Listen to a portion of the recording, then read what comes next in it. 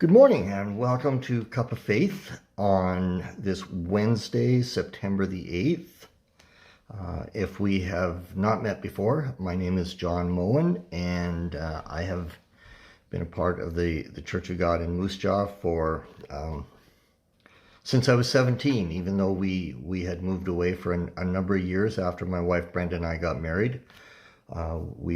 It's always been our home church, and we moved home to Moose Jaw 8 years ago, and it's been a wonderful part of our lives and our own spiritual development and our personal growth, our marriage, our family. There's just so many ways that being a part of this great church has been a huge add-on to our lives. Before I get too far into my thoughts today, I did want to, in case you're noticing, I have a bandage on the bridge of my nose, and that was just a little workplace accident that happened a couple of days ago. Nothing too serious. I don't think I broke my nose. I didn't get any black eyes or anything like that. It was a very minor thing, but hence the Band-Aid. Now I'm wondering how you're doing, and good morning to each of you that are already typing in, and I'll respond to you in a little bit. How's your September going? Brenda and I are excited. We're going to be heading on a holiday to the West Coast starting this Saturday. We'll be gone a week. We have some Moose Jaw people that we're going to connect with, including the Gilbertsons. So we're pretty excited about that. The weather's been great, and one more little personal update from me, if you don't mind, if you're tracking me. Brenda and I have made the final decision that we would be ending my painting contract business basically as of Thanksgiving. I have a few more jobs to tie up, but we are going to be looking for some new opportunities for me, I guess, and things that will give me a reason to get up in the morning. So you can chew on that, and you can pray for me, and I appreciate it. I sometimes say that I don't know what I want to be when I grow up, and I don't know if that ever fits you. I don't know if you have been through a very hard season in your life and you are wondering, when will it end? When will I turn a corner? Or when will my dreams be realized? Last week I had come across a movie on Prime Video, and I'm going to recommend it to you. It's not a Christian movie, but in my mind, ever since I first saw it over about 10 years ago, it has gripped me with this principle of God. And the name of the movie is Searching for Sugar Man. Now, sugar like what we put in our coffee. And I'm not going to give away all the twists and turns of this movie. It's a documentary of a real person, and this person's name was Sisto Rodriguez, and he was a musician from the Detroit area. And he was a floundering musician in many respects. Some said he was more brilliant than Bob Dylan, record producers did, but he just couldn't get any traction with his albums. And the rumor eventually became that he had died of suicide. His music, though, had somehow made its way to South Africa and had hugely influenced the South African musicians and the anti-apartheid movement of that era. There was some that said he was bigger than Elvis in South Africa, and all of this was unknown to him. And then the movie starts to take a turn, and I'm going to leave that for you, but I hope if you have Prime Video, you will take a little bit of time to watch it, because I see something in this movie, although it's not overtly a Christian movie, and that is this character and this will of God to transform, not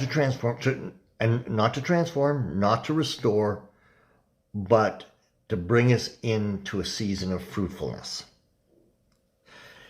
In John chapter 15, and I referred to this a little bit last week, but a couple of different verses, 1, 2, and 3, it says, Jesus said, I am I am the true grapevine, and my Father is the gardener, and he cuts away every branch of mine that doesn't produce fruit, and he prunes the branches that do bear fruit. So why? So that they will produce even more.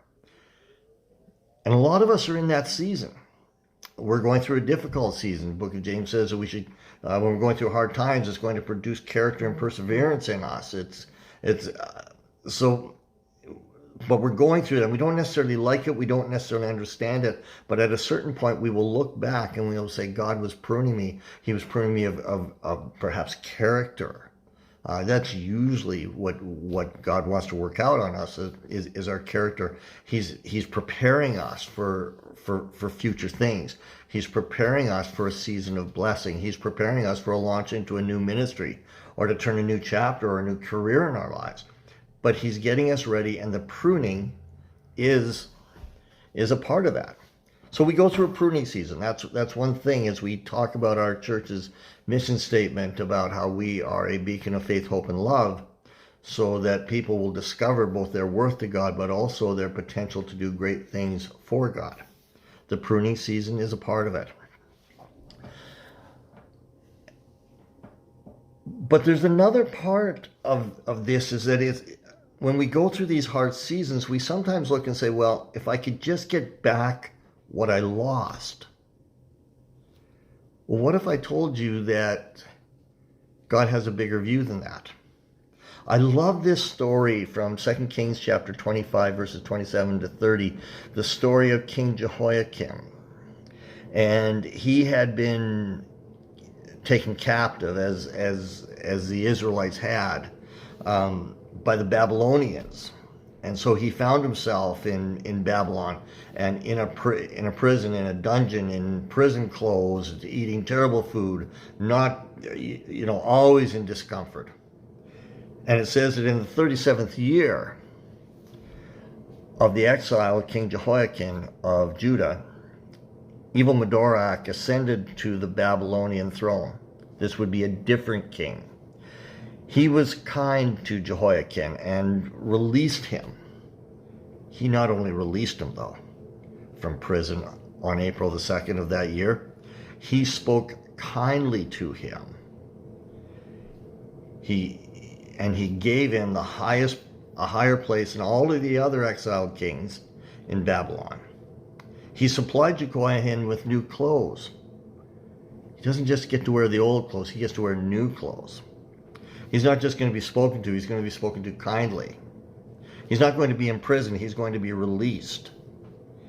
And he replaced his prison garb and allowed him to dine in the king's presence for the rest of his life. All of these transformations.